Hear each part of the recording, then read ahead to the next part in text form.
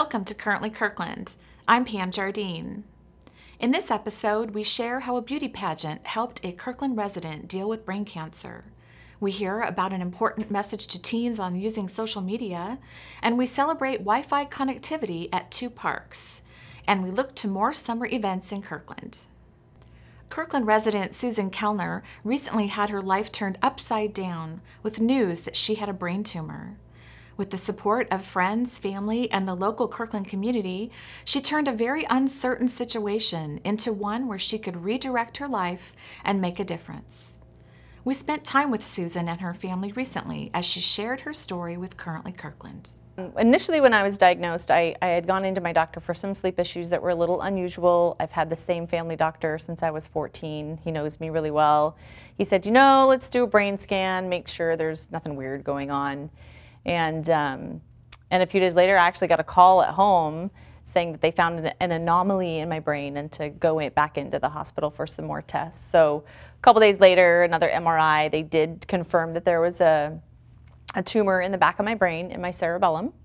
They didn't know what it was. They still actually don't know what it is. It's in kind of a dangerous spot, so they don't want to touch it. Susan and her husband Sean and their 5 children, including 2 foster children, knew they would need to process the news and draw on their strength.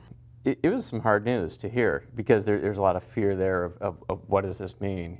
Is it all going to be a-okay? Is this just something that can be taken care of, or does this mean that it could be life-threatening or something not a great outcome? Searching on the internet for answers, Susan found the Chris Elliott Fund, a local nonprofit which was created to assist people through the difficult process of education and treatment of brain cancers. Learning that the agency was close to Kirkland, she met with them the day she contacted them. Walked me through how to find doctors, who to call, the questions to ask, how insurance works, where do I go when I need help. Every part of what you would need to know after being diagnosed with a brain tumor was given to me verbally and in a packet of information. Susan met Delanne Elliott, who founded the Chris Elliott Fund, after her husband passed away due to brain cancer. So the mission of the Chris Elliott Fund and the End Brain Cancer Initiative is honestly, it's really simple. It is to quickly get people who are diagnosed with a brain tumor or brain cancer into advanced care and to be working with specialists. During Susan's struggle, she had friends pushing her to gain the courage to participate in a local Mrs. Washington International beauty pageant. Initially, I had a friend that had called and was begging me to do this, and I laughed a lot. And every time, for months, she called to ask, I would also laugh.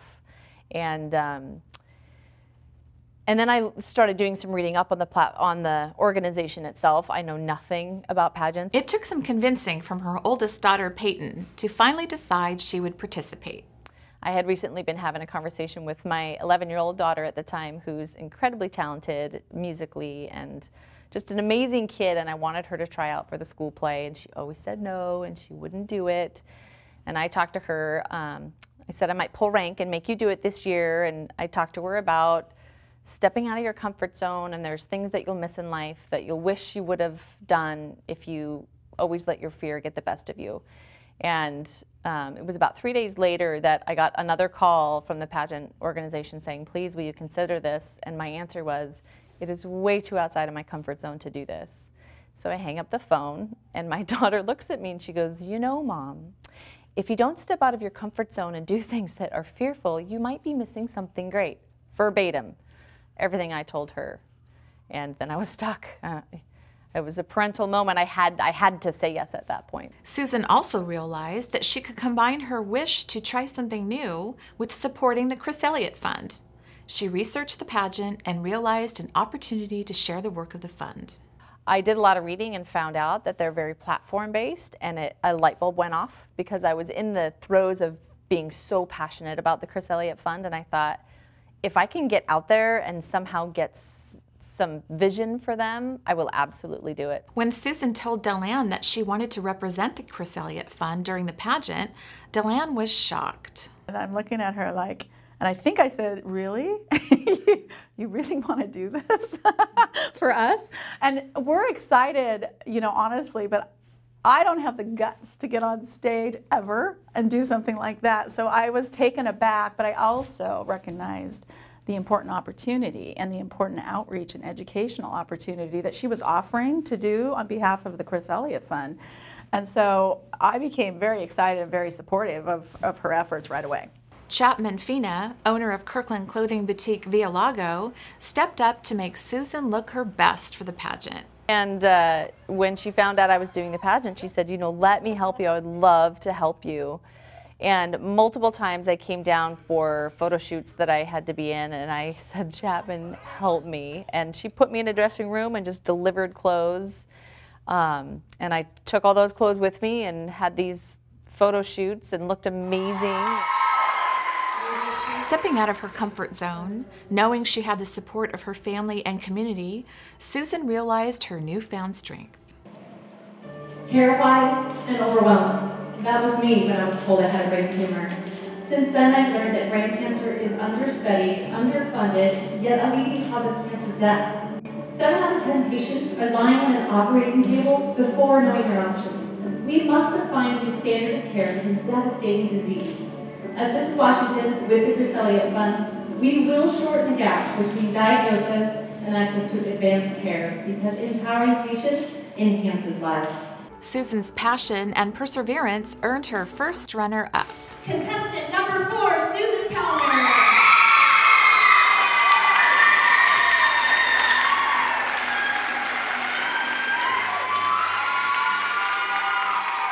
Well, truly, we couldn't be more proud of Susan and her efforts.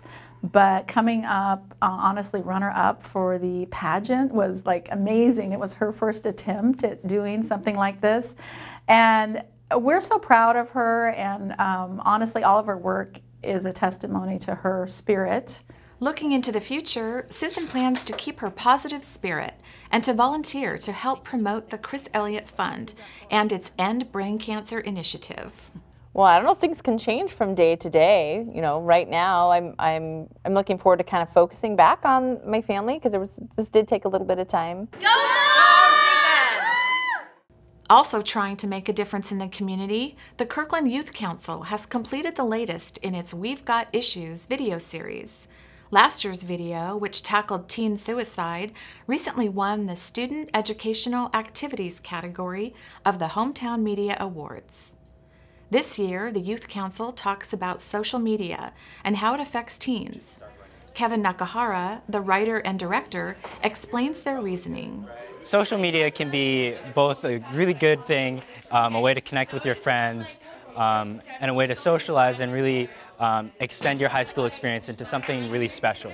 But it can also be really detrimental because you post the wrong thing, you get caught up in the likes, the followers, or something like that, and suddenly it becomes a distraction, something that takes away from your high school experience and maybe makes it even worse than it already is. Their video shows some of the complications that youth face today when interacting with each other in person and online. Hey, Father! So I'm inviting a bunch of friends over to my house to hang out, and I was just wondering if you could bring some pizza. Whoa, hold on. Who are you again? I'm Otto. We've been friends on Facebook for the last 3 years. I like that photo you posted of your vacation to Hawaii last week. I've never seen you in my life.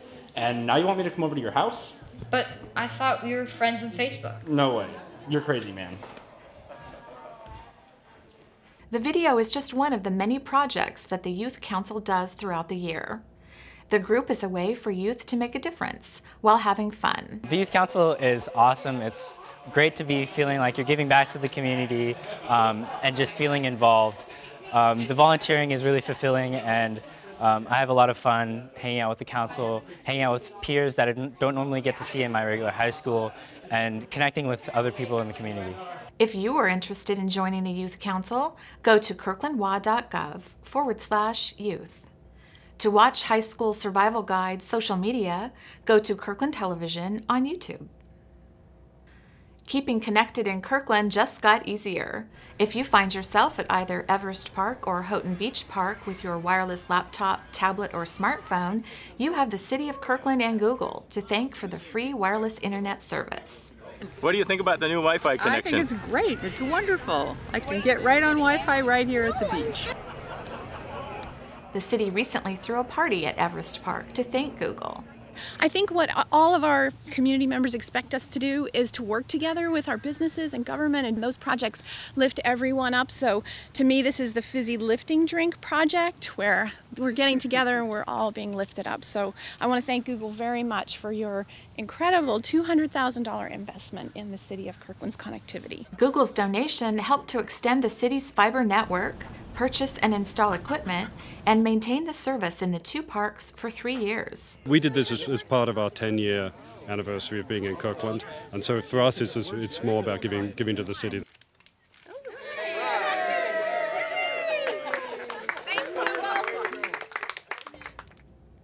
This summer is supposed to be sunny, and there are many opportunities to get out and enjoy your city.